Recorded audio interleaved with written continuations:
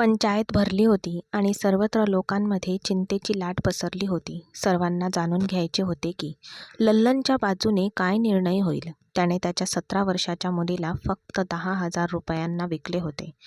त्याने त्याच्या मुलीला जुगारात उतरवले आणि जेव्हा विजेता विमलेश रात्रीच्या अंधारात त्याच्या निष्पाप मुलीला ओढून नेऊ लागला तेव्हा धानीची ओरड ऐकून परिसरातील लोक जमले. विमलेशची बोलण्याशी कोणाचीही हिंमत नव्हती. तो एक बिघडलेला बदमाश होता. वेदांत चौधरीने शिक्षा म्हणून विमलेशला गावातून हाकलून लावले होते. तो जवळच्या गावात राहत होता. तो लल्लनशी मैत्रीपूर्ण होता. त्याची नजर सुरुवातीपासूनच धानीवर होती. त्याने जाणून बुजून धानीवर पैज लावली आणि तो जिंकला आणि आता तो धानीला पूर्ण अधिकाराने ओढत होता. काही लोकांना धानीची दया आली आणि त्यांनी जवळच्या गावात राहणाऱ्या वेदांत चौधरीला बोलावले. कारण सर्वांना माहीत होते की फक्त वेदांत चौधरीच या मुलीला या बदमाशापासून वाचवू शकतो. जेव्हा वेदांत चौधरीची जीप लल्लनच्या दाराशी थांबली तेव्हा लल्लन घाबरला आणि घराच्या मागच्या बाजूने पळून गेला. विमलेशही पळून गेला. पण आज लल्लनला शिक्षा होणार होती. कारण वेदांत त्याला असे सोडणार नव्हता. वेदांत चौधरी यांच्याकडे गावात पूर्ण अधिकार आणि सत्ता होती. ते कधीही कोणत्याही महिलेवर अन्याय होऊ देत नव्हते. अन्याय करणाऱ्यांना सर्वात कठोर शिक्षा दिली जात होती आणि आज लल्लनला शिक्षा होणार होती. अचानक जवळच एक जीप थांबली. दार उघडून तो बाहेर पडला. एक देखणा 28 वर्षाचा गंभीर आणि प्रभावी हावभाव असलेला पुरुष. त्याच्या चेहऱ्यावरून त्याचा अधिकार स्पष्टपणे दिसत होता. हे सर्व त्याला मिळालेल्या पदामुळे होते.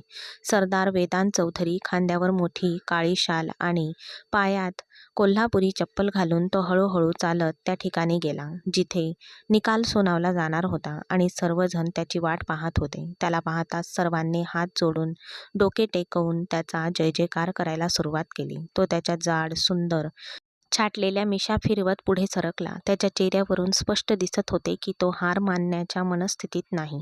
लल्लन थरथर कापत होता. त्याला त्याच्या डोळ्यासमोर त्याचा मृत्यू दिसत होता. सरदार वेदांत चौधरीपासून सुटका होणे अशक्य होते. शिवाय त्याने गुन्हा केल्यानंतर पळून जाण्याचा धाडस केले होते. पण वेदांत चौधरीच्या माणसांनी रात्रीतून त्याचा पाठलाग केला आणि त्याला त्याच्या समोर आणले. आज त्याचा निकाल जाहीर होणार होता. तो त्याच्या समोरच्या खुर्चीवर पाय रोवून बसला. काही शेवटची इच्छा किंवा तुला काही शेवटचे सांगायचे आहे का? कारण यानंतर आयुष्य कदाचित तुला वेळ देणार नाही. सरदार वेदांत चौधरी यांचे हे हाडांना थंडावणारे विधान ऐकून लल्लनला धक्का बसला. तो आणखी थरथर कापू लागला. हात जोडून पटकन त्याच्या पाया पडला. चौधरी साहेब, कृपया मला सोडा. माझी मुलगी अनाथ होईल. ती लहानपणापासूनच तिच्या आईच्या प्रेमापासून वंचित आहे. आता तिच्या वडिलांची सावलीही हिरावून घेऊ नका. त्याने त्याच्याकडे त्याच्या चेहऱ्यावर निरागसता आणि असहाय्यतेने पाहिले.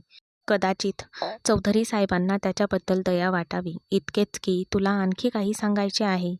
तो उदासीनपणे म्हणाला आणि लल्लन विचारात पडला. यापेक्षा गंभीर काय असू शकते? त्याला माहीत होते की वेदांत चौधरी हा एक सौम्य मनाचा माणूस आहे. विशेषतः जेव्हा स्त्रियांचा प्रश्न येतो तेव्हा कदाचित त्याला त्याच्याबद्दल दया येईल म्हणून त्याने त्याच्या मुलीचा उल्लेख केला होता. सर्वप्रथम, तुमच्या मृत्यूनंतर तुमची मुलगी अनाथ होणार नाही कारण ती प्रौढ आहे आणि माझ्या माहितीनुसार ती 18 वर्षाची होण्यास फक्त 3 महिने बाकी आहेत. आणि दुसरे म्हणजे जर तुम्हाला तिच्या एकट्या राहण्याची काळजीच वाटत असेल तर त्यावरही उपाय शोधूया. मी आत्ताच यावर बोलेन. आत्ताच. मी तिचे लग्न माझ्या खास नोकर कमलशी करेल. ती माझ्या हवेलीत माझ्या देखरेखीखाली राहील जेणेकरून तू शांतपणे मरशील. असे म्हणून त्याने जवळ उभ्या असलेल्या एका रक्षकाला 40शीच्या माणसाला इशारा केला. मला सांग कमल, तू त्याच्या मुलीशी लग्न करशील का? वेदांत चौधरीच्या बोलण्याने संपूर्ण जमावात शांतता पसरली. परिस्थिती खूपच मनोरंजक बनली होती. लल्लनचे डोळे विस्फारले. वेदांत चौधरी इतक्या सहजपणे त्याचे प्रकरण सोडवतील अशी त्याला अपेक्षा नव्हतीच. तो फक्त त्याचा मृत्यू पुढे ढकलण्याचा प्रयत्न करत होता. माफी मागत होता. त्याच्या निष्पाप 18 वर्षाच्या मुलीच्या निमित्ताने स्वतःला वाचवत होता. पण वेदांत चौधरी त्याला सोडण्याच्या मनस्थितीत नव्हता. त्याने काही लोकांना इशारा केला. जा आणि लल्लनच्या मुलीला पुन्हा आदराने आणि सन्मानाने इथे घेऊन या. लग्नाची तयारी आत्ताच सुरू होऊ द्या आणि तिचे लग्न आत्ताच माझ्या खास सेवक कमलशी होईल आणि मग निर्णय तुझा असेल. लल्लन, तू तुझे नाव किती बदनाम केले आहेस. तुझ्यासारख्या माणसाला या गावात राहणे मी सहन करू शकत नाही. खरं तर मी तुला या पृथ्वीवर राहणे देखील स्वीकारू शकत नाही.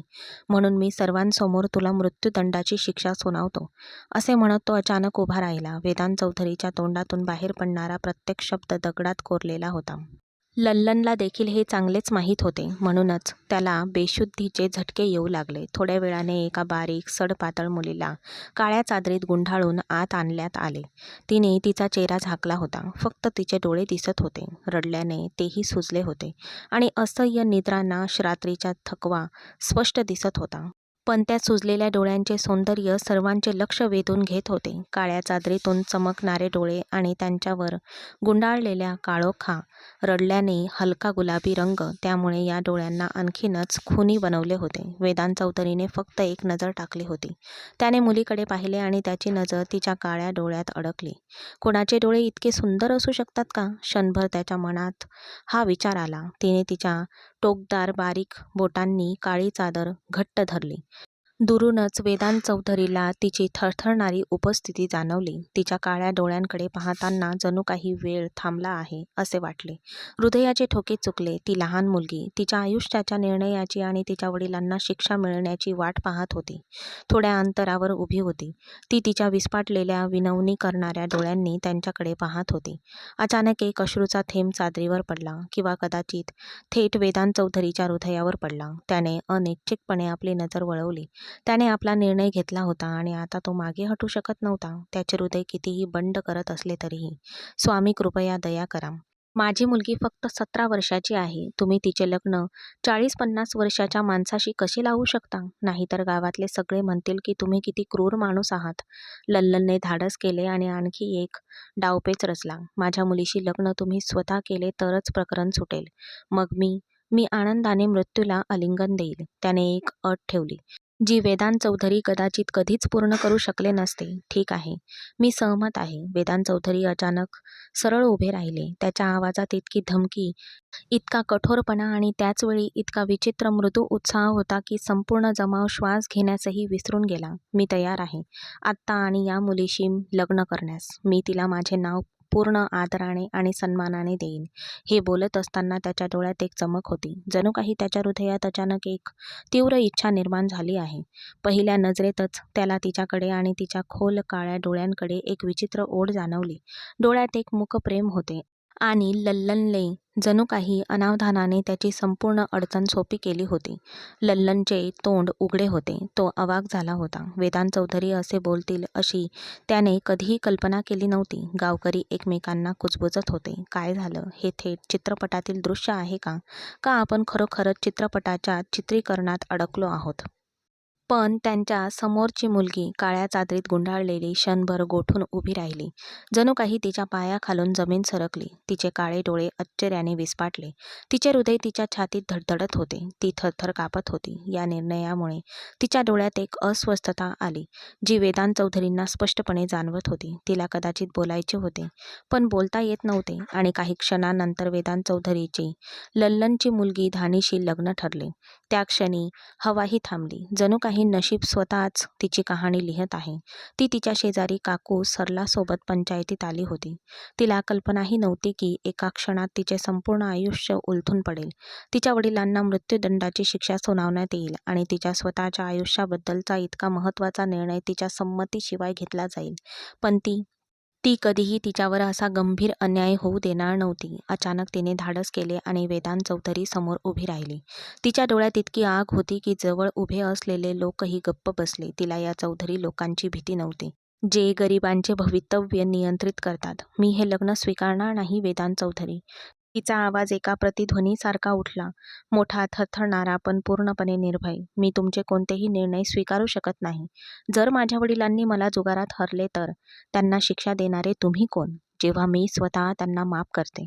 वेदांतच्या डोळ्यात क्षणभर आश्चर्य चमकले. संपूर्ण गाव कुजबुजत होते. वेदांत समोर असे धाडस कोणीही पाहिले किंवा ऐकले नव्हते. तो मला विकू शकतो, माझ्यासाठी बोलू शकतो. मी त्याची मुलगी आहे आणि माझ्या लग्नाबद्दल मी कधीही कोणत्याही परिस्थितीत अशा क्रूर माणसाला स्वतःला शरण जाणार नाही. तिचा आवाज तुटत होता, पण तिचे धाडस अबाधित राहिले. माझ्या वडिलांऐवजी माझे डोके कापले गेले तरी मी तू बोललेला एकही शब्द ऐकणार नाही. वेदांत चौधरी क्षणभर दगडात बदलला. त्याच्या डोळ्यात राग, आश्चर्य आणि घायाळ अभिमान स्पष्ट दिसत होता. आजपर्यंत कोणीही त्याच्या निर्णयावर प्रश्नचिन्ह उपस्थित केले नव्हते. कोणीही त्याला आव्हान देण्याची हिंमत केली नव्हती आणि ही नाजूक मुलगी त्याच्या डोळ्यात सरळ पाहण्याची हिंमत करत होती. काही काळापूर्वी त्याला पहिल्या नजरेत वाटलेले प्रेम त्याच्या रागाच्या भरात राग झाले. तो जड पावलांनी तिच्याकडे गेला. हवेत एक शांतता पसरली, जणू काही हवाही घाबरून उभी होती. "तू विचारत आहेस की मी कोण आहे? मी तुला सांगू का मी कोण आहे?" तो खाली वाकला आणि तिच्या डोळ्यात पाहत म्हणाला, "किंवा तुला वाटते की तू एक दूध पिणारे मूल आहेस? की तुला माहीत नाही मी कोण आहे? मी वेदांत चौधरी आहे, या गावाचा सरपंच. या गावात न्याय राखणे ही माझी जबाबदारी आहे आणि न्यायाची मागणी आहे की मी या माणसाला ताबडतोब फाशी द्यावी. तो फक्त तुझा गुन्हेगार नाही. त्याच्याविरुद्ध पूर्वी अनेक खटले आहेत, ज्या सर्वांमध्ये सारखीच शिक्षा आहे, मृत्यूदंड. आणि तरीही तो तुझा खरा पिता नाही, तर तुझा सावत्र पिता आहे. म्हणून त्याला स्वतःच्या स्वार्थासाठी तुझ्या आयुष्य पणाला लावण्याचा अधिकार नाही. तुला विकण्याचा किंवा जुगारात हरण्याचा अधिकार नाही. खबरदार, जर तुम्ही माझ्या निर्णयाला आव्हान देण्याचा प्रयत्न केला तर." वेदांत चौधरीचा जड आवाज संपूर्ण मेळाव्यात गुंजत होता, जणू कोणीतरी युद्धाचा बिगुल वाजवला आहे. "आणि लग्नाबद्दल मी तुझ्या वडिलांची शेवटची इच्छा म्हणून ती पूर्ण करत आहे. गाव प्रमुख या नात्याने मला तुला ताबडतोब कोणाच्या तरी ताब्यात देण्याचा अधिकार आहे. आणि तू माझ्या हेतूंवर शंका घेत आहेस? तुझ्या नशिबाचा अभिमान बाळगण्याऐवजी तू माझ्याकडे बोट दाखवत आहेस." त्याचा आवाज विजेसारखा चमकला. पण मुलगी प्रभावित झाली नाही. ती वेदांत समोर दगडासारखी उभी राहिली, भिंतीपासून दूर. "मी कमकुवत स्त्री नाही, वेदांत चौधरी," ती तीव्रतेने म्हणाली. "मी स्वतः हे नाते नाकारते.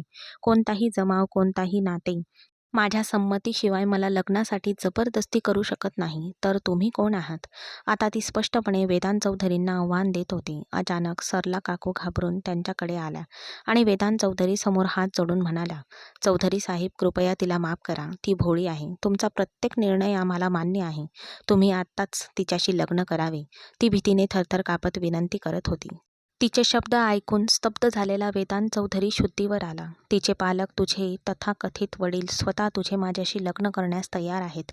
म्हणून तुझा नकार निरर्थक आहे," असे म्हणत तो परत बसला. आता त्याला त्याच्यासमोर उभ्या असलेल्या आणि त्याची विनंती मान्य न करणाऱ्या मुलीशी लग्न करायचेच होते. त्याने सत्तेला आणि जिने त्याचा अहंकाराला उघडपणे आव्हान दिले होते, तो सरदार भानू चौधरीचा मुलगा होता. जिद्दी आणि अभिमानात त्याच्या वडिलांपेक्षा 2 पावले पुढे. आता तो कोणत्याही परिस्थितीत धानीपासून मागे हटणार नव्हता. सरला काकूने तिचा हात धरला आणि तिला मागे नेले. पण वेदांत चौधरीच्या डोळ्यातील कठोरता आणखीनच वाढली होती. थोड्याच वेळात वेदांत चौधरी आणि धानीचा विवाह संपूर्ण विधीसह पार पडला. त्याने आगीभोवती 7 फेरे मारले. तेव्हा त्याच्या चेहऱ्यावर एक विचित्र वेदना आणि समाधान होते. जणू काही तो त्याच्या मनाला पटवून देत होता की ती हट्टी आणि बेशिस्त मुलगी त्याचीच आहे. लग्नाच्या कागदपत्रांवर सही करताना त्याच्या बोटांमध्ये एक विचित्र ताकद होती. जणू तो त्याच्या विजयावर अंतिम शिक्कामोर्तब करत होता. दरम्यान धानीचे हृदय तुटले. "सरला काकू, तू हे काय केलेस?"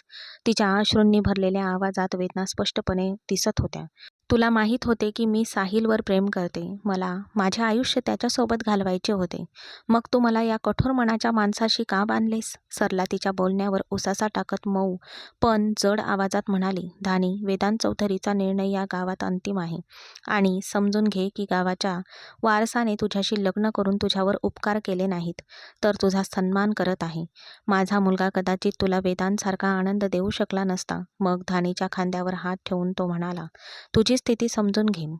तू आता वेदांत चौधरीची पत्नी आहेस आणि कदाचित, हो कदाचित, तो तुझ्या वडिलांवर, लल्लनवर दया करेल.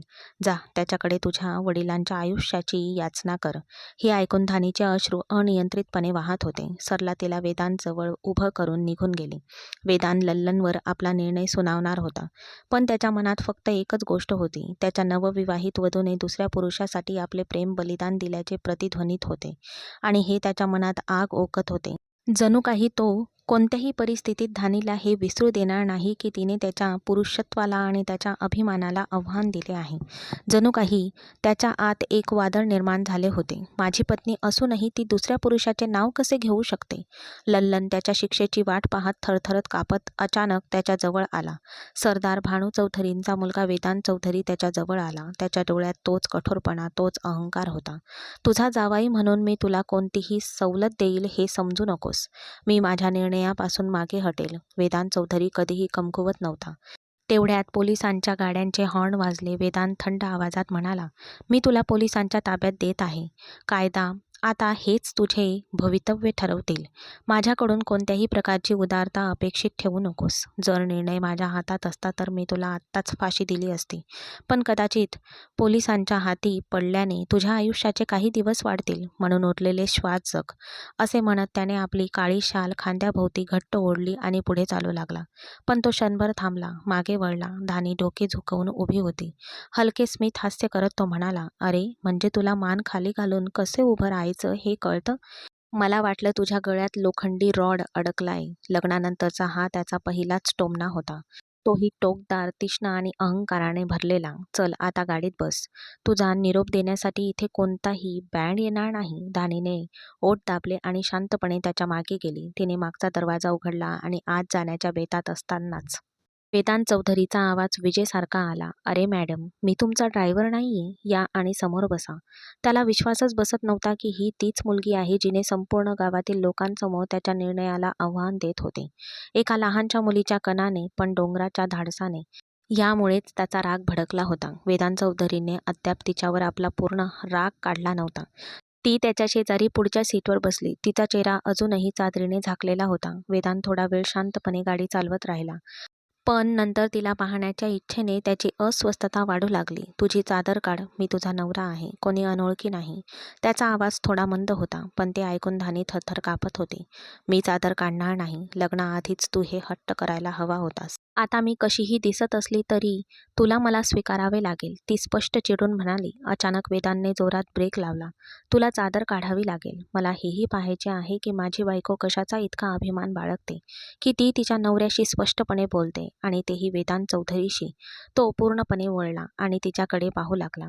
धानीला त्याचे वागणे अत्यंत आक्षेपार्ह वाटले. तो मनातल्या मनात अभिमानाने फिरत होता, पण त्याचे कृत्य पूर्णपणे आक्षेपार्ह होते. मी चादर काढणार नाही. तू काय करशील? तू मला आधीच तुझ्याशी लग्न करण्यास भाग पाडले आहेस. मी दुसऱ्याशी लग्न करणार होते. खबरदार. हे शब्द तिच्या तोंडावर अजूनही होते. तो वेदांत, जो तिला फक्त चिडवत होता, अचानक खरोखर रागावला. त्याचे डोळे जळू लागले. माझी पत्नी आहेस.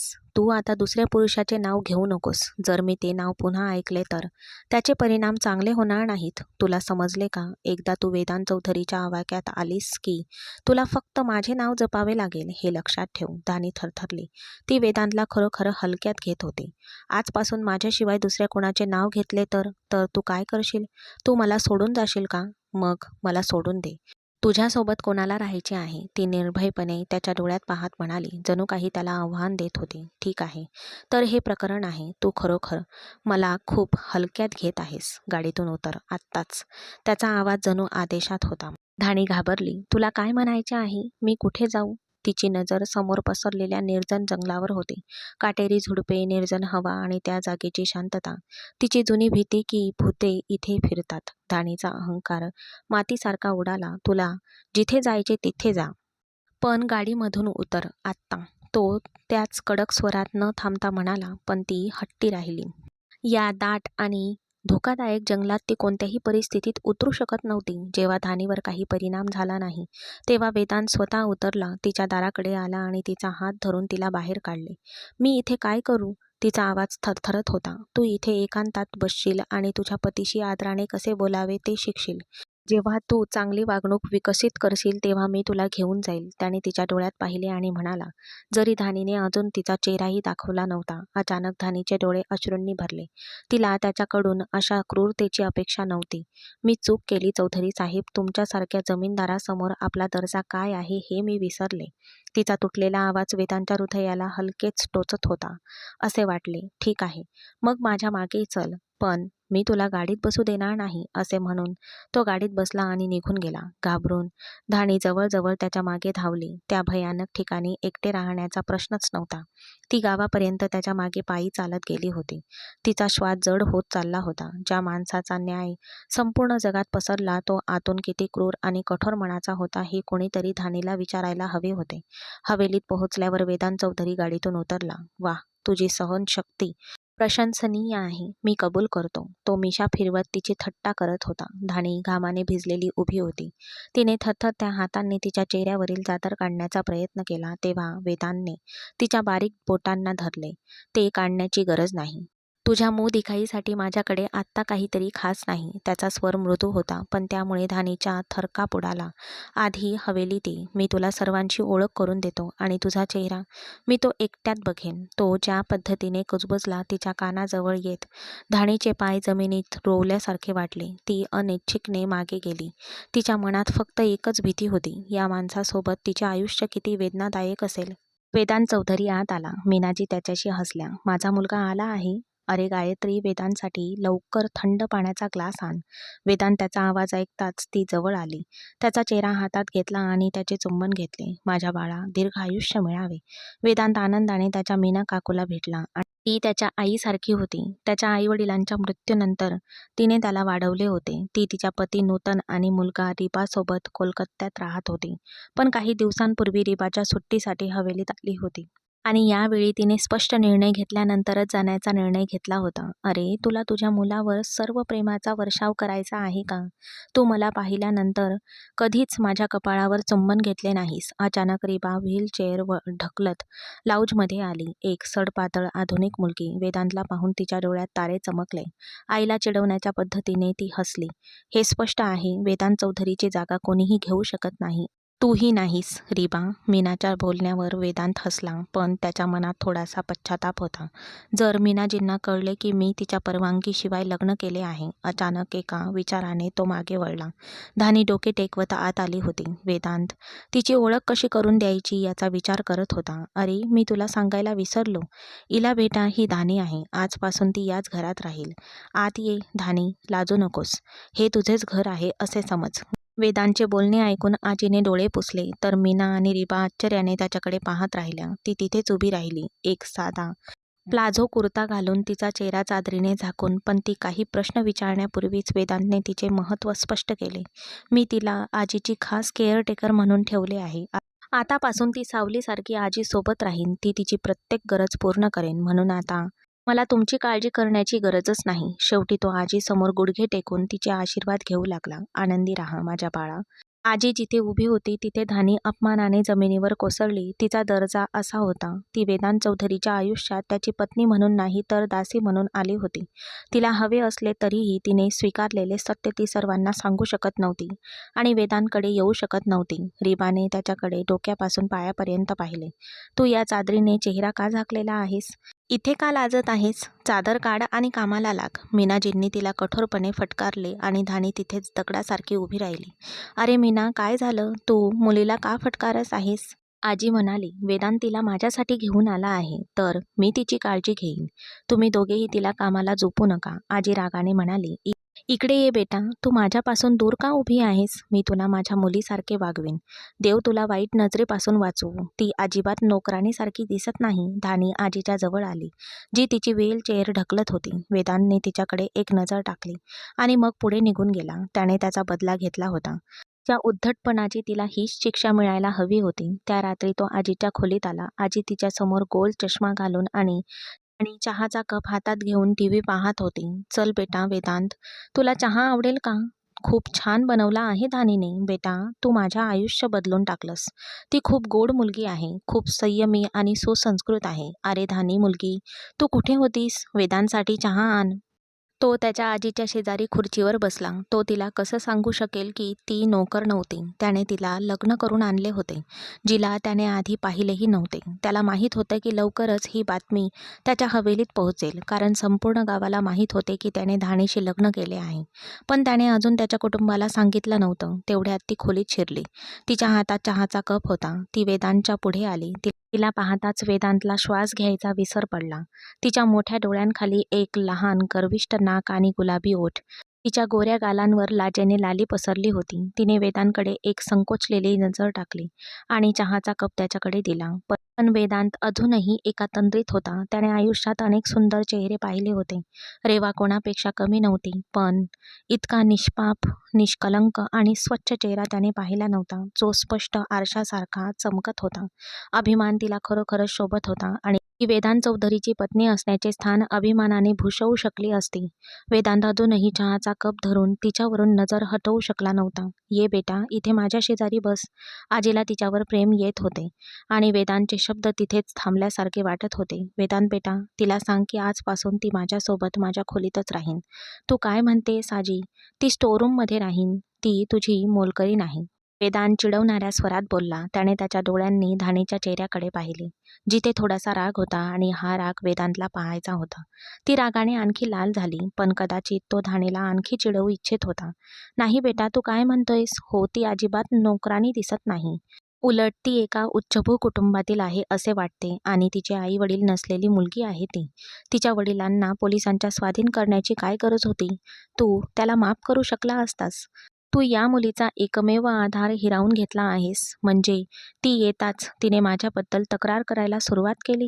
तिने तुला आणखी काय काय सांगितले आहे?" वेदांतने मान टेकवली. "बाळा, अजून काय सांगायचे उरले आहे? तिने इतकी दुःखद कहाणी सांगितली की माझ्या डोळ्यात पाणी आले. आता मी तिला माझ्याकडेच ठेवीन. मी तिला कुठेही जाऊ देणार नाही." आजी त्याच्यावर पूर्णपणे रागावली होती. "ठीक आहे आजी, तू आराम कर आणि धानी, तू माझ्यासोबत ये. मी तुला तुझी जागा दाखवतो." ती, जी तिच्या आजीजवळ बसली होती, अचानक घाबरून उठली. "बेटा, तू तिला का घेऊन जात आहेस? तू तिला माझा एकटेपणा दूर करण्यासाठी आणले आहेस ना? ती इथे माझ्यासोबत झोपेन. पण मी तिला स्टोअरूममध्ये जाऊ देणार नाही. बिचारी एकटी घाबरेन." आजी पुन्हा त्याला विनवणी करू लागली. "ती इतकी लहान नाहीये की ती घाबरेन आणि मी तिला फक्त गेस्टरूममध्ये घेऊन जात आहे, स्टोअरूममध्ये नाही. तिने निश्चिंत राहावे आणि आता तू आराम करू शकतेस. धानी, माझ्यासोबत चल." असे म्हणत तो खोलीतून निघून गेला आणि ती त्याच्या मागे जाऊ लागली. तिला अजूनही त्या माणसावर विश्वास नव्हता. तो तिला पुन्हा जंगलात सोडेन असा विचार करून तिला थोडी भीती वाटली. "आजीला तू कसले डोस दिलेस की ती तुझी गुणगान गाऊ लागली आहे?" तिला गेस्टरूममध्ये आणल्यानंतर त्याने दार बंद केले आणि तिच्याकडे गेला. ती थरथर कापत भिंतीला टेकली होती. "मी काहीही बोलले नाही. तिने जे विचारले ते मी तिला सांगितले आणि तू काळजी करू नकोस. मी कधीही आपल्या नात्याचा उल्लेख कोणाशीही करणार नाही. मला माझी जागा चांगलीच माहीत आहे, चौधरी साहेब." तिने कदाचित पराभव स्वीकारला होता. तो तिच्याकडे पाऊल टाकून पुढे गेला. "ठीक आहे, पण मला माहीत आहे की तू माझ्यासाठी काय आहेस आणि या एकटेपणात मी तुझ्यासोबत काय करू शकतो."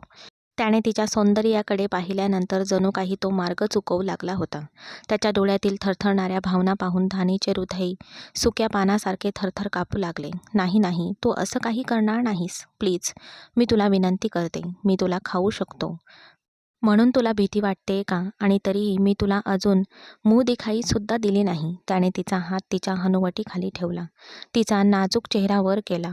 ती जवळून आणखी सुंदर दिसत होती. "जर तू माझा प्रत्येक आदेश पाळत राहिलीस तर मी तुला राजकुमारीसारखे ठेवेन. जर तू नकार दिलास तर तुला माहीत आहे की तू माझे दुसरे रूप सहन करू शकणार नाहीस." तो तिच्या चेहऱ्यावर आपला गरम श्वास फेकत म्हणाला. तिला आणखी घाबरवले. ती घाबरलेल्या अवस्थेत आणखीनच सुंदर दिसत होती. निर्मात्याने किती मोकळ्या मनाने तिला निर्माण केले होते. ती प्रत्येक रूपात खुनी दिसत होती. वेदांतला तिच्या लाल निष्पाप ओठांना स्पर्श करावासा वाटत होता. कुणाचे ओठ इतके नैसर्गिकरित्या लाल असू शकतात का? त्याने त्याच्या बोटांच्या टोकांनी तिच्या ओठांना स्पर्श केला आणि या स्पर्शाने ती जागी झाली.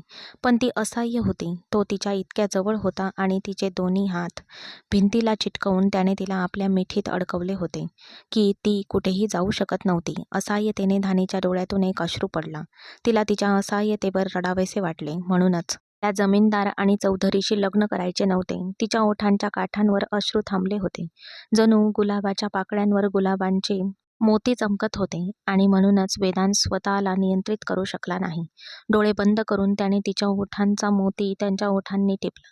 धानीला वाटले की तिचे संपूर्ण अस्तित्व जळत आहे. तिने तिचा श्वास रोखला. काही क्षणांनी तो तिच्यापासून थोडा दूर गेला. ठीक आहे, ठीक आहे, मी काहीही करणार नाही. आता लवकर तुझे अश्रू पुस. तो 2 पावले मागे सरकला. कदाचित त्याला या नाजूक कळीची खरोखर दया आली असेल. आज मी मागे हटतो आहे. पण हे लक्षात ठेव, तू जास्त काळ तुझ्या या भीतीमुळे वाचू शकणार नाहीस. आजपासून तू याच खोलीत झोपशील. जरी आजीने प्रयत्न केला तरी तिला नकार दे, समजले? तो तिला आदेश देऊन बाहेर गेला. धानीला एक प्रकारची सुटका वाटली. तो त्याच्या खोलीत प्रवेश करताच रिबा समोरच्या सोफ्यावर पाय पसरवून बसली होती. वेदांत तिला पाहून आश्चर्यचकित झाला. त्याने घड्याळाकडे पाहिले तर 11 वाजले होते. तू माझ्या खोलीत यावेळी काय करत आहेस? त्याने हलकेच विचारले. का? या खोलीवर दुसऱ्या कोणाचा हक्क आहे का? ती मोठ्या अभिमानाने म्हणाली. मी हे कधी म्हटले? मी आज खूप थकलो आहे यार, मला झोपायचे आहे. तो थकून बेडवर पडला. मला तुझ्यासोबत चित्रपट पाहायचा आहे. तू खूप कंटाळवाणा आहेस. दिवसभर पंचायतीत निर्णय देतोस आणि रात्री झोपतोस. आपण कसे जगू? ती त्याला चिडवत म्हणाली. मग तुला इतक्या कंटाळवाण्या व्यक्तीसोबत वेळ घालवायला कोण सांगत आहे? मी काय करू शकते? माझे हृदय तुझ्यावर आले आहे आणि त्यात दुसरे कोणीही बसू शकत नाही. रिबाचे बोलणे ऐकून वेदांच्या डोळ्यात एक निष्पाप भाव आला. तू बरोबर आहेस. हृदय त्याला जे काही हवे आहे तेच करते. तो हलकेच हसला. ठीक आहे वेदांत, तुला माहीत आहे आई इथे का आली आहे? तू आपल्या नात्याबद्दल कधी गंभीर होणार आहेस? रिबा मोकळेपणाने बोलली. तेव्हा तो काळजीत पडला. खरंच, रिबा त्याची आवडती आणि एकमेव मैत्रीण होती. त्याला काकू मीनाच्या इच्छेबद्दल माहिती होती. जर काही कारणास्तव त्याला कधीही वाटलं नसतं की त्याचं मन आज दुसऱ्या कोणासाठी इतकं असहाय्य झालं आहे. ती आता त्याची पत्नी होती, त्याची मालमत्ता होती. हे बघ रिबा, तू शहरात राहतेस, तुला गाव कंटाळवाणं वाटतं आणि मीही. मग तुला एका कंटाळवाण्या माणसासोबत आयुष्य का घालवायचं आहे? तुला काय म्हणायचंय? मी तुझ्यावर प्रेम करते यार. प्रेमात लोक सगळं तडजोड करतात. माझी काळजी करू नकोस. मी तुझ्यासोबत जंगलातही वेळ घालवेन. आपल्याला तयारी करायला सुरुवात करावी लागेल. तिने त्याला इशारा केला आणि खोलीतून निघून गेली. तो डोके धरून बसला. अरे वेदांचे हृदय आता त्याच्या नियंत्रणात नाही. हे मी या मुलीला कसे समजावून सांगू? पहिल्यांदाच त्याला प्रेमात पडण्याची अनुभूती झाली. खरोखरच एक मनमोहक अनुभव. धानीला चिडवणे हा एक अनोखा आनंद होता. तिच्या मऊ ओठांच्या स्पर्शाने तो पुन्हा त्याच्या विचारांमध्ये गुंतला आणि तो तिला मिठी मारण्याची आतुरतेने वाट पाहत होता. पण त्याला माहीत होते की ती अजूनही लहान आहे आणि या भावनांची अपरिचित आहे. त्याला हळूहळू त्याचे प्रेम तिच्यासमोर व्यक्त करायचे होते. तो आता तिला चिडवण्याचे नवीन मार्ग शोधू लागला. सकाळी नाश्त्याच्या टेबलावर बसून तो स्वयंपाकघरात स्वयंपाक करण्यात व्यस्त असलेला तिच्याकडे पाहत होता. रिबा त्याच्या बाजूला चिटकून नाश्ता करत होती. धानी, वेदांतचा नाश्ता लवकर आण. मीनाजींनी तिला हाक मारली. ती खूप आळशी मुलगी आहे. 100 वेळा सांगितल्यानंतरच ती एक काम करते. ती इथे आल्यापासून ती या आई आणि मुलीच्या डोळ्यात काटा बनली होती.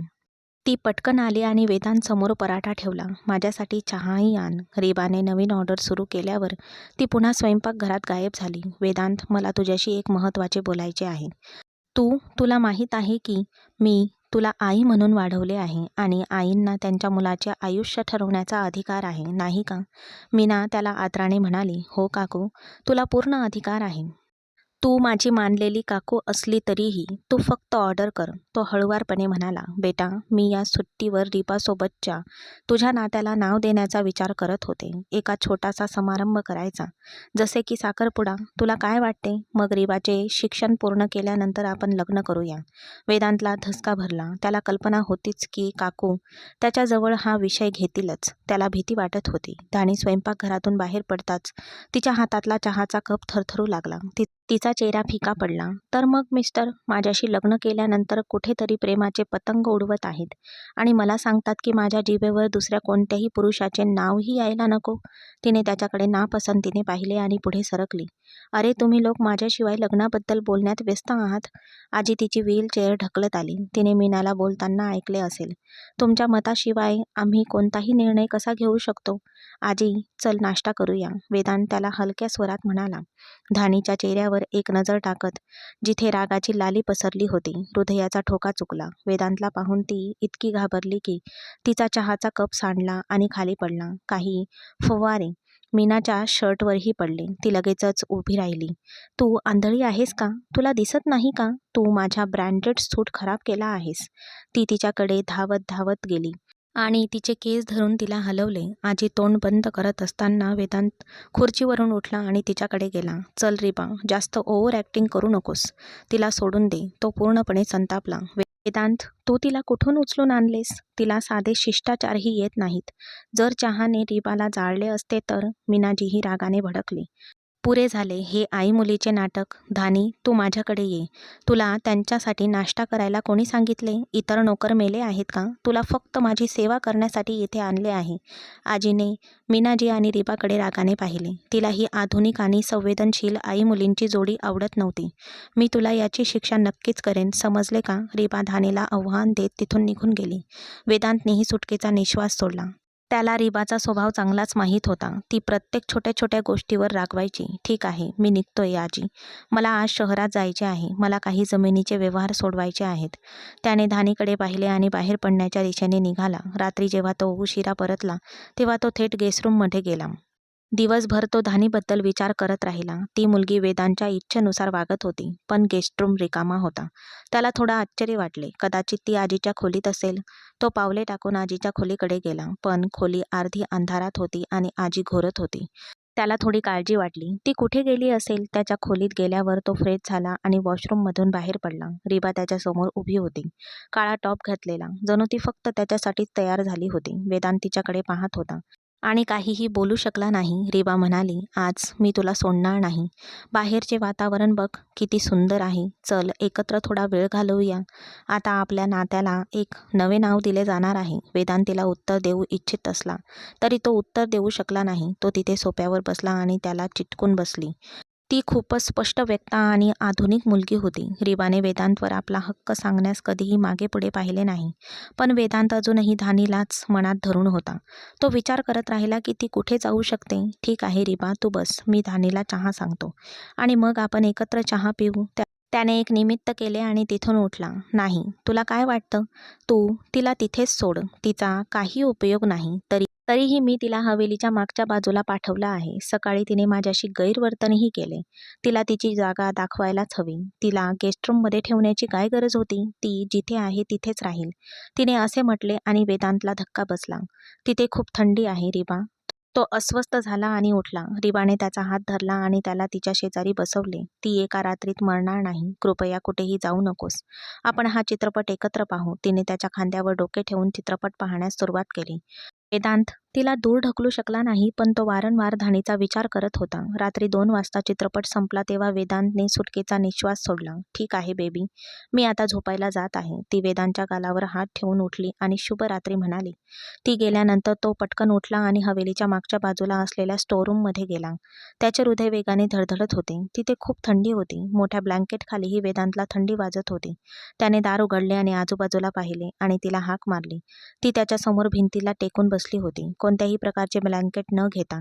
वेदांत पटकन तिच्याकडे गेला आणि त्याचे ब्लँकेट तिच्यावर टाकले. तो रिबावर आणि स्वतःवरही खूप रागावला होता. धानी, कृपया डोळे उघड. तो तिच्या चेहऱ्यावर थाप देत म्हणाला. ती खूप थंड झाली होती आणि तिचे ओठ निळे पडत होते. त्याने तिला आपल्या हातात घेतले आणि त्याच्या खोलीकडे निघाला. त्याचे हृदय जणू काही खंजीराने वार केले जात आहे असे वाटले. आता पुरे झाले. मी आपले नाते आता लपवणार नाही. खोलीत त्याने तिला बेडवर झोपवले आणि तिला ब्लँकेटने झाकायला सुरुवात केली. वेदांचा हात अजूनही तिच्या हातात होता. धानी, कृपया उठ. त्याने तिचा चेहरा धरला आणि तो हलवू लागला. ती अजूनही थंडीने थरथर कापत होती. खोलीत उष्णता असूनही तिचे शरीर थंड होते. तो तिच्या समोर झोपला आणि तिला स्वतःजवळ धरले. कुणास ठाऊक का ती नाजूक मुलगी त्याच्या अधीन राहिली. रात्र हळूहळू गेली आणि त्याने तिला असेच स्वतःमध्ये धरून ठेवले. त्याला कधी झोप लागली ते कळलेच नाही. सकाळी धानीचे डोळे उघडले तेव्हा वेदांतला तिच्या शेजारी पाहून तिला धक्का बसला. तिला थोडा ताप होता आणि तिचे शरीर खूप दुखत होते. रिबाने तिच्यावर कोणत्या मागच्या जन्माचा सूड घेतला असेल कुणास ठाऊक. कदाचित तिच्या नशिबात दुःख लिहिले असेल आणि काल रात्री वेदांतने तिच्याशी काय केले असेल याचा विचार करत ती अचानक उठली आणि अंथरुणातून बाहेर पडू लागली. मग वेदांतने तिचा हात धरला आणि तिला पुन्हा स्वतःकडे ओढले. तू कुठे जात आहेस? इथे माझ्याकडे ये. तुला अजूनही उबदारपणा हवा आहे. झोप. तो तिला त्याच्या मजबूत बाहूंमध्ये घेत म्हणाला. कृपया मला सोडून द्या. जर कोणी पाहिले तर? जर संकट आले तर? तुला काहीही होणार नाही. ती अचानक रडू लागली. वेदांतला त्याच्या मनात वेदना जाणवल्या. तू का रडत आहेस? मी इतका क्रूर नाहीये. मी फक्त तुला चिडवत होतो. आता मी वचन देतो की इथे कोणीही तुला त्रास देणार नाही. त्याने तिचे अश्रू पुसले आणि म्हणाला, माझी किंवा माझ्या अश्रूंची स्थिती काय आहे? रणने माझ्या नशिबात लिहिले आहे, तू तुझी कौटुंबिक पत्नी होणार असलेल्या मुलीसोबत शांततेने आयुष्य जग. ती दुःखाने म्हणाली, ओ, म्हणून तुला जल्लीसी वाटते. वेदांतला तिच्या ज्वलंत शैलीने दिलासा मिळाला. मी जेलिसी फील करणारी कोण आहे? तू पहिल्याच दिवशी या हवेलीत माझी स्थिती स्पष्ट केली आहेस. तिने अचानक त्याला झटकून टाकले. मी लवकरच माझ्या हृदयातील तुझी स्थिती स्पष्ट करेन. ती गेल्यानंतर तो पुन्हा स्वतःशीच कुरकुरला. रिबाच्या सांगण्यावरून ती स्वयंपाकघरात पकोडे तळत होती. आजी तिच्या खोलीत होती आणि रिबाने तिला चिडवण्याचे आणि त्रास देण्याचे निमित्त शोधले होते.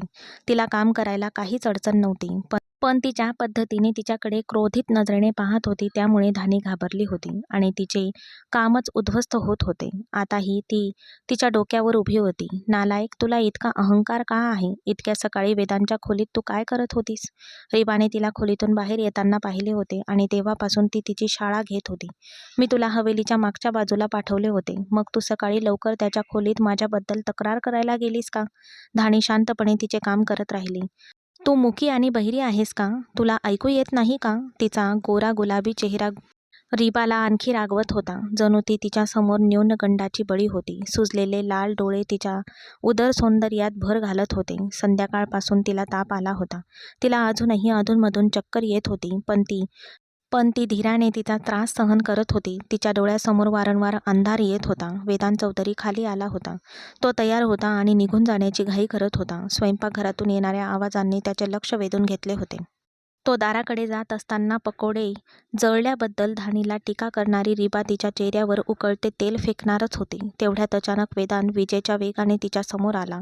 उकळते तेल वेदांच्या हातावर पडले. त्याचे पांढरे शर्टही सर्वत्र जळले होते आणि धानी त्याच्या मागे उभी होती. थरथर कापत होती, पूर्णपणे घाबरलेली होती.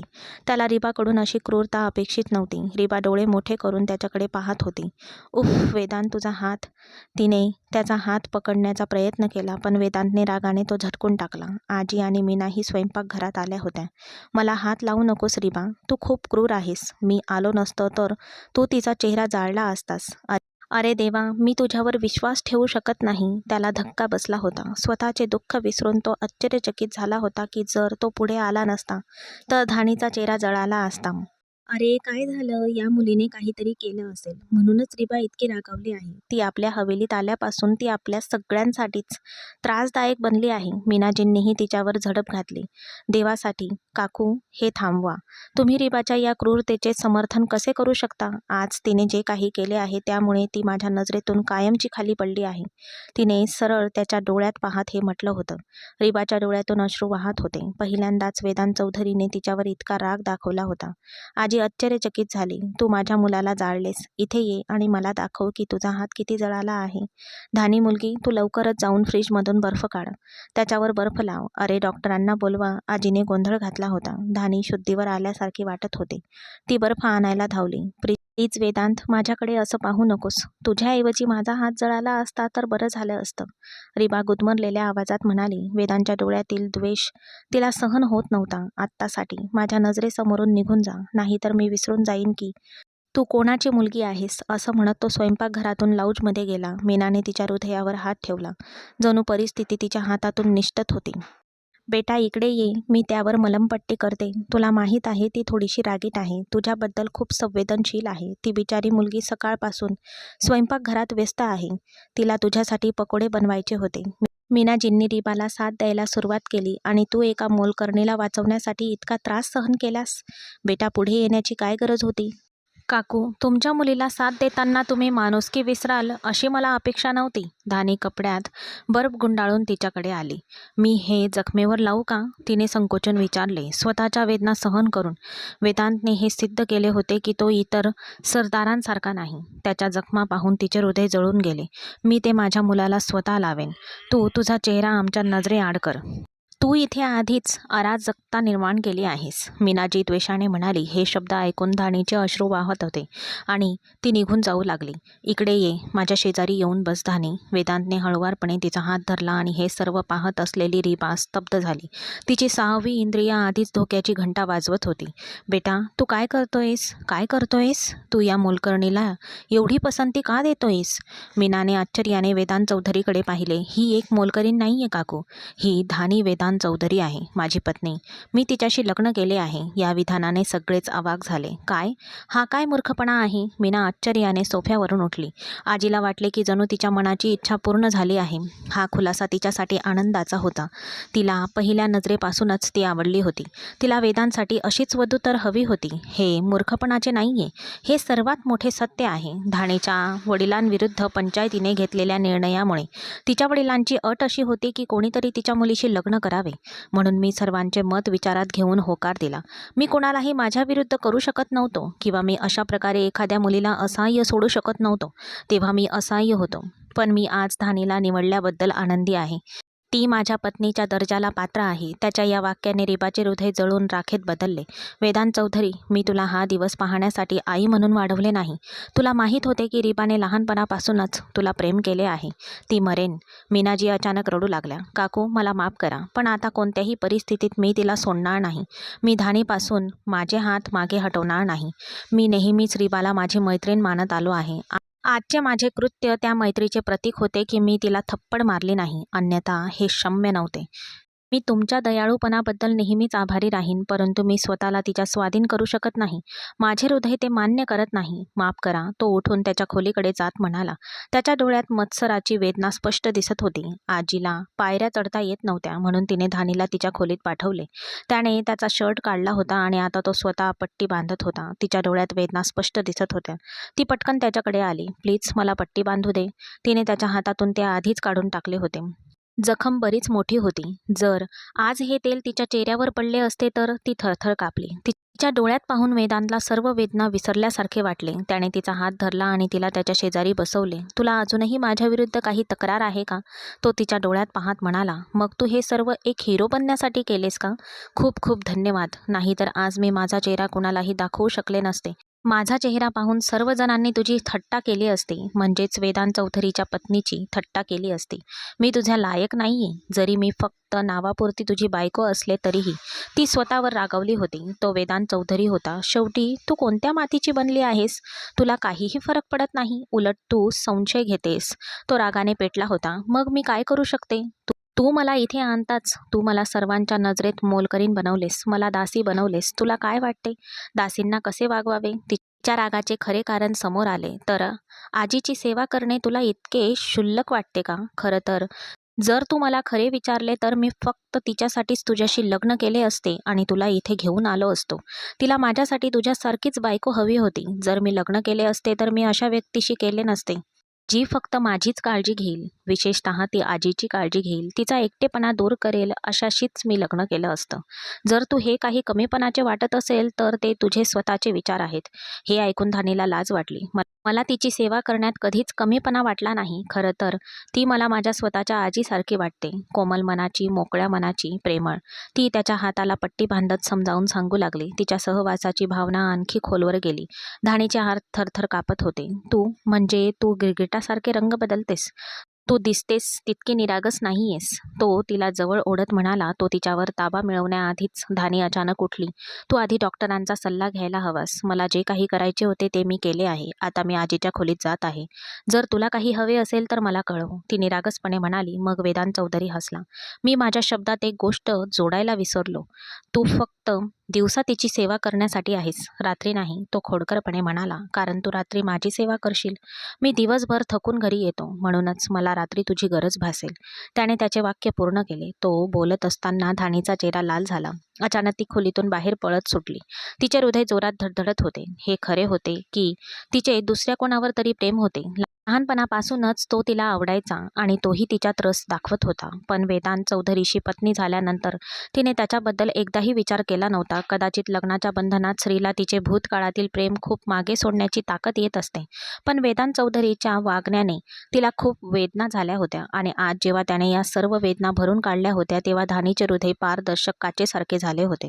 हसत ती आजीच्या खोलीकडे निघाली. वाटेत तिची रिबाशी टक्कर झाली, जी तिच्याकडे रक्ताळलेल्या नजरेने पाहत होती. मी बघते वेदांत चौधरीच्या हृदयावर तू किती काळ राज्य करतेस. तो तात्पुरता रागावला असेल, पण इतकी जुनी मैत्री इतक्या सहजासहजी संपू शकत नाही. मला माहीत आहे की तो माझ्यावरही प्रेम करतो, पण तो आत्ता नाराज आहे. मी त्याला पटवून देईल. तुझा काशा गुंडाळून इथून निघून जा. ती धमकी देऊन निघून गेली. पण धानीला माहीत होते की वेदांत चौधरीचे लक्ष आणि हृदय तिच्या एकट्याचेच आहे. तिला एवढेच माहीत होते. जेव्हा ती आजीच्या खोलीत गेली तेव्हा तिने आनंदाने धानीला मिठी मारून स्वागत केले. वेदांत चौधरी हा खूप गुप्त माणूस आहे. त्याने त्याच्या आजीला हे गुपित सांगणे आवश्यक मानले नाही. पण मला आनंद आहे की त्याने तुझ्यासारख्या मुलीला त्याच्या आयुष्यात समाविष्ट केले आहे. पहिल्या नजरेत तू मला कुटुंबातील मुलगी वाटलीस आणि वयाचा फरक इतका महत्त्वाचा नाही. माझा मुलगा, माझा नातू तुला खूप आनंदाने ठेवेल, कारण मी पहिल्यांदाच त्याच्या नजरेत तुझ्याबद्दल प्रेम पाहिले आहे. त्याचे प्रेम नाकारू नकोस, कारण प्रत्येक स्त्री वेदांत चौधरीच्या हृदयावर राज्य करू शकत नाही आणि त्याच्या प्रेमातही पडू शकत नाही. तिने धानीला मिठी मारली आणि धानीचे मन शांत झाले. तिला तिच्या धमक्यांमुळे काही फरक पडला नाही. जर तिच्या नशिबात शांती आणि आनंदाचा क्षण लिहिला असेल तर तो कोणीही नष्ट करू शकत नाही. तिचा देवावर पूर्ण विश्वास होता. निश्चितच तो कधीही कोणाचीही त्याच्या क्षमतेपेक्षा जास्त परीक्षा घेतच नाही.